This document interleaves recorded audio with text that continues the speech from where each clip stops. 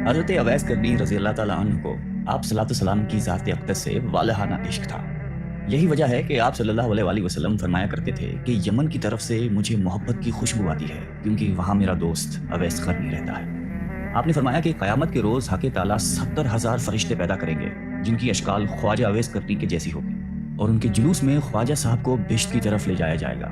ساری کائنات یہ منظر دیکھے گی مگر کوئی شخص پہچان نہیں پائے گا کہ اصل خواجہ کرنی کون ہے۔ اللہ تعالیٰ نے جس طرح دنیا میں ان کو لوگوں سے چھپائے رکھا، اسی طرح روز قیامت کو بھی ان کو غیر کی نگاہوں سے دور اور محفوظ رکھے گا، کیونکہ حق تعالیٰ کا فرمان ہے کہ میرے دوست میری قبا کے نیچے رہتے ہیں اور اسی وجہ سے ان کو کوئی پہچان نہیں سکتا۔ خواجہ اویس کرنی کو ماں سوائے چند ایک صحابہ کرام کے کسی نے بھی نہیں دیکھا۔ حضرت اویس کرنی رضی اللہ تعالیٰ عنہ اسلام آنے سے پہلے ہی اس دنیا میں تشریف لا چکے تھے۔ بچپن میں ہی آپ والد کی شفقت سے محروم ہو گئے، اس لیے ان کو بچپن ہی میں محنت مزدوری کرنا پڑی۔ آپ لوگوں کے اونٹ اجرت پر چرایا کرتے تھے اور اس اجرت سے اپنا اور اپنی ضعیف اور نابینا والدہ کا پیٹ پالا کرتے تھے۔ ان کے علاوہ جو تھوڑی سی رقم بچ جاتی تھی ان کو لوگوں میں تقسیم کر دیا کرتے تھے۔ آپ کی زندگی کے شب و روز اسی طرح گزر رہے تھے کہ یمن تک اسلام کے نام لیوا پیدا ہو گئے۔ جب آپ کو اسلام اور آن حضرت صلی اللہ علیہ وآلہ وسلم کے متعلق خبر ملی تو آپ فوراً اسلام لے آئے۔ آپ کے اندر نور ہدایت کی شمع تو خدا نے پہلے سے ہی روشن کر رکھی تھی۔ اعلان نبوت اور اشاعت اسلام نے اس شمع ہدایت کو جلا بخشی۔ آپ رسول اللہ صلی اللہ علیہ وآلہ وسلم کے دیوانے اور شیدائی بن گئے۔ آپ صلی اللہ علیہ وآلہ وسلم فرماتے ہیں کہ اویس کرنی کو اسلام کی دولت سے اللہ تعالیٰ نے خود روشناس کرایا ہے، اور یہ خدا کی رحمت اور فضل کا اعجاز ہے کہ وہ میرا نادیدہ عاشق صادق بن گیا۔ خواجہ اویس کرنی کو قرب رسول اور دیدار حبیب کا بڑا اشتیاق تھا، مگر آپ کو چشم باطنی کے اشارے سے حضرت نے مدینے آنے سے روکے رکھا۔ اس کی دو وجوہات تھیں۔ ایک تو خواجہ صاحب کی والدہ ضعیف اور بصارت سے محروم تھی، انہیں اکیلا چھوڑنا ناممکن تھا۔ دوسری، ان پر ہر وقت جذب طاری رہتا تھا۔ اس وجہ سے آپ صلی اللہ علیہ وآلہ وسلم نے خواجہ صاحب کو حکم دیا کہ آپ ہر وقت میری چشم باطن کے سامنے ہیں، لہٰذا آپ مدینے آنے کی بجائے اپنی والدہ کی خدمت میں ہمدن مصروف رہیں۔ غزوہ احد میں کفار کے حملے سے آپ صلی اللہ علیہ وآلہ وسلم کے 2 دانت شہید ہو گئے۔ تمام مسلمانوں کو اس بات کا بہت صدمہ ہوا، مگر جس عاشق رسول نے اس صدمے کو حقیقی شکل میں محسوس کیا، اس کو دنیا حضرت خواجہ اویس کرنی کے نام سے جانتی ہے۔ آپ فرماتے ہیں کہ مجھے جب معلوم ہوا کہ میرے آقا سردار دو عالم کے 2 دانت مبارک شہید ہو گئے ہیں تو مجھے یہ بالکل معلوم نہ تھا کہ آپ کے کون سے دانت مبارک شہید ہو گئے ہیں، مگر آپ کی موافقت نے مجھے بے چین کر دیا۔ میں نے پہلے ایک دانت توڑا، پھر مجھے خیال ہوا کہ شاید یہ والا دانت نہ ٹوٹا ہو، پھر دوسرا توڑا، پھر تیسرا توڑا۔ غرض یہ کہ جون جون جنون موافقت شدت اختیار کرتا گیا، میں دانت توڑتا چلا گیا حتیٰ کہ سارے دانت توڑ ڈالے۔ اللہ تعالیٰ کو اپنے محبوب کے اس عاشق دلگیر کی یہ ادا بڑی پسند آئی اور اس کے لیے کیلے کا درخت پیدا کیا، کیونکہ ٹوٹے دانتوں کے ساتھ سوائے نرم کیلوں کے اور کوئی چیز کھانا ممکن نہیں تھی۔ صحابہ کرام نے آپ صلی اللہ علیہ وآلہ وسلم سے وقت وصال پوچھا کہ آپ کا خرقہ ہم کس کو دیں؟ آپ نے فرمایا کہ اویس کرنی کو۔ اس مقصد کی بجاوری کے لیے سیدنا حضرت عمر فاروق رضی اللہ تعالیٰ عنہ اور حضرت علی مرتضیٰ کوفہ تشریف لے گئے اور جمعہ نماز کے خطبے میں کہا، مسجد میں نجد سے تعلق رکھنے والے جتنے لوگ ہیں سب کھڑے ہو جائیں۔ چنانچہ اہل نجد کھڑے ہو گئے۔ ان سے پوچھا گیا کہ شہر میں کوئی اویس کرنی نام کا شخص ہے؟ سب نے جواب دیا کہ ہم اویس کرنی سے بالکل شناسا نہیں ہیں، ہاں البتہ ایک دیوانہ ہے جو لوگوں سے بیزار ہو چکا ہے اور ہر وقت ویرانوں میں رہتا ہے اور آبادی کی طرف بالکل نہیں آتا۔ حضرت عمر اور حضرت علی نے کہا کہ وہ کہاں ہے، ہمیں اس سے ملواؤ۔ عرض کی گئی کہ وہ وادی ارنا میں اونٹ چراتا ہے اور رات کو روکھی سوکھی کھا کر سوتا رہتا ہے، کسی سے بات نہیں کرتا۔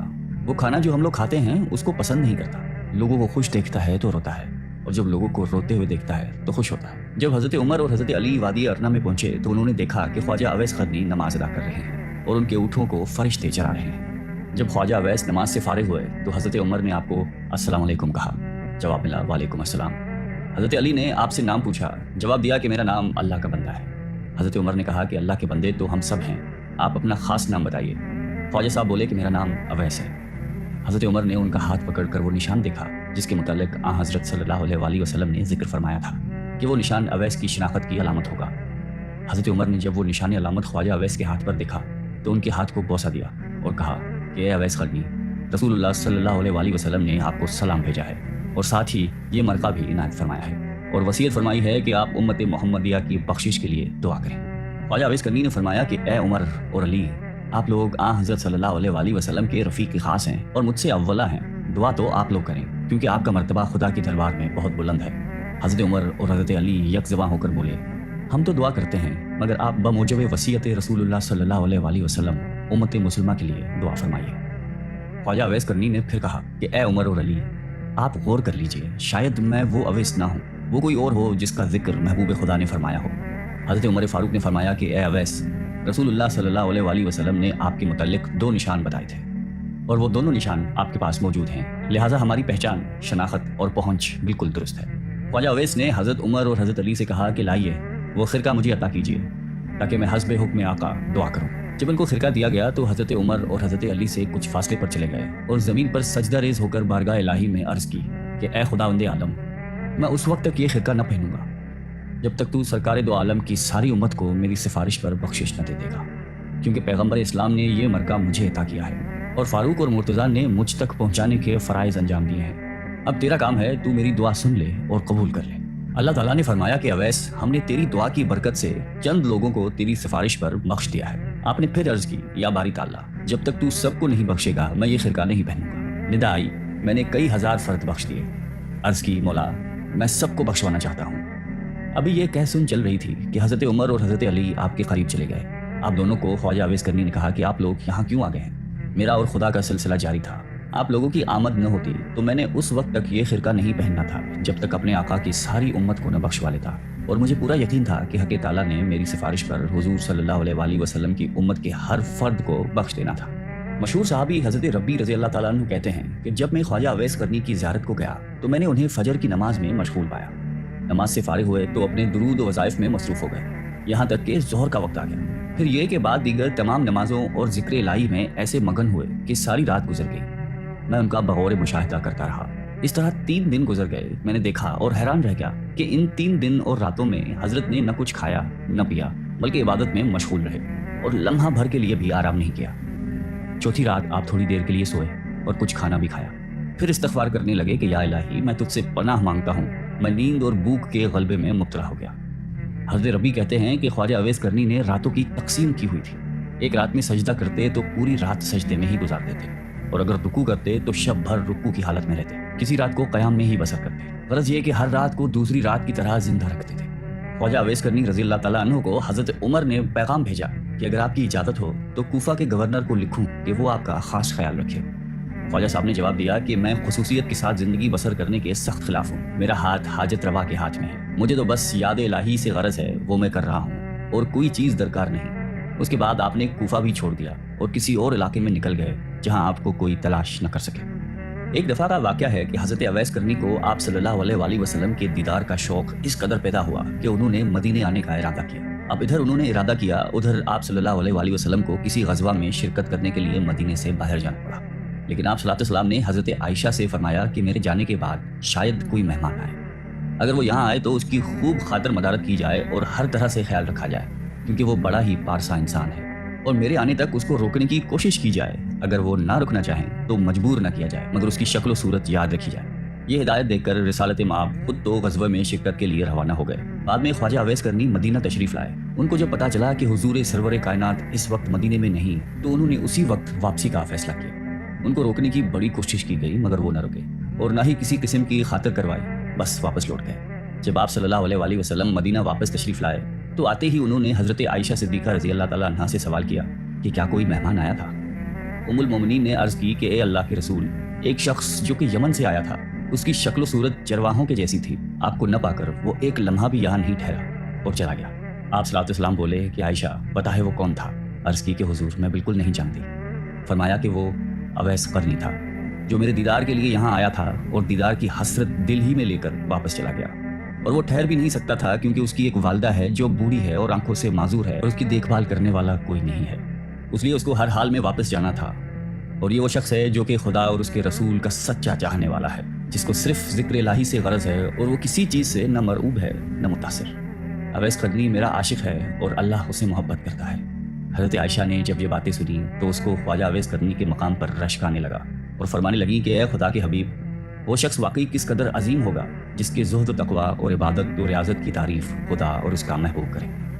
مشہور تابعی حضرت حرم بن حیان رضی اللہ تعالیٰ عنہ کی ایک بار خواجہ اویس قرنی رضی اللہ تعالیٰ عنہ سے ملاقات ہوئی۔ وہ اپنی ملاقات کچھ اس طرح بیان کرتے ہیں۔ خواجہ اویس قرنی کوفہ میں مقیم تھے، میں نے آپ کی تعریف سنی، ملاقات کا شوق غالب ہوا اور میں ان کی زیارت کے لیے کوفہ پہنچا۔ لوگوں نے بتایا کہ وہ دریائے فرات پر ملیں گے۔ فرات کے کنارے پر پہنچا تو دیکھا کہ ایک شخص تنہا بیٹھا، دوپہر کے وقت وضو کر رہا تھا اور کپڑے دھو رہا تھا۔ میں اویس قرنی کے اوصاف سن چکا تھا، اس لیے فوراً ہی پہچان گیا۔ ان کا جسم فربا اور رنگ کندمی تھا، سر منڈا ہوا تھا اور داڑھی گھنی تھی، بدن پر بہت بال تھے اور چہرہ بہت بڑا اور محیب تھا۔ صوف کا پاجامہ پہنے ہوئے تھے اور صوف ہی کی ایک چادر جسم پر تھی۔ میں نے قریب پہنچ کر سلام کیا۔ انہوں نے جواب دیا اور میری طرف دیکھ کر کہا کہ اللہ تمہیں سلامت رکھے۔ پھر میں نے مسافے کے لیے ہاتھ بڑھایا، لیکن انہوں نے مسافہ کرنے سے گریز کیا اور اپنے پہلے الفاظ دہرائے کہ اللہ تمہیں سلامت رکھے۔ مجھے ان کی حالت پر بڑا ترس آیا اور میری آنکھوں سے آنسو بہنے لگے۔ جب میں نے رقت بھرے لہجے میں کہا کہ اویس، خدا تم پر رحمت کرے اور تمہاری مغفرت فرمائے، تو وہ بھی رونے لگے اور مجھ سے مخاطب ہو کر فرمایا کہ حرم بن حیان، خدا تم پر رحم کرے میرے بھائی، تمہارا کیا حال ہے؟ تمہیں میرا نام و پتہ کس نے بتایا؟ میں نے عرض کیا کہ خدا نے۔ مگر اے اویس، یہ تو بتاؤ کہ تمہیں میرا اور میرے باپ کا نام کیسے معلوم ہوا؟ اس سے پہلے نہ میں نے تمہیں دیکھا ہے نہ تم نے مجھے۔ حضرت اویس نے جواب دیا کہ تمہارا نام مجھے اس نے بتایا ہے جس کے علم و خبر سے کوئی چیز باہر نہیں۔ میری روح نے تمہاری روح کی طرف توجہ کی اور میرے روح نے تمہاری روح کو پہچان لیا۔ مومن کی روحیں ایک دوسرے کو پہچان لیتی ہیں۔ میں نے عرض کی کہ رسول اللہ صلی اللہ علیہ وآلہ وسلم کی کوئی حدیث مبارک سنائیے تاکہ میں اسے یاد کر لوں۔ حضرت اویس قرنی نے فرمایا کہ میں نے سرکار دو عالم صلی اللہ علیہ وآلہ وسلم کی شرف صحبت حاصل نہیں کی، البتہ حضور صلی اللہ علیہ وآلہ وسلم کے صحابہ کرام کو دیکھنے کی سعادت نصیب ہوئی ہے، اور تم لوگوں کی طرح ان کی زبان سے میں نے بھی حضور کی احادیث سنی ہیں، لیکن میں اپنے اوپر یہ دروازہ کھول کر محدث، مفتی اور قاضی کہلانا پسند نہیں کرتا۔ مجھے خود اپنے نفس کے بہت سے کام ہیں۔ یہ کہہ کر وہ میرا ہاتھ پکڑ کر رونے لگے۔ میں نے درخواست کی کہ پھر قرآن حکیم کی ہی کچھ آیات سنا دیجیے۔ میرے دل میں آپ کی زبان سے قرآن سننے کا بے حد اشتیاق ہے۔ میری آپ سے محبت اور عقیدت خدا کے لیے ہے۔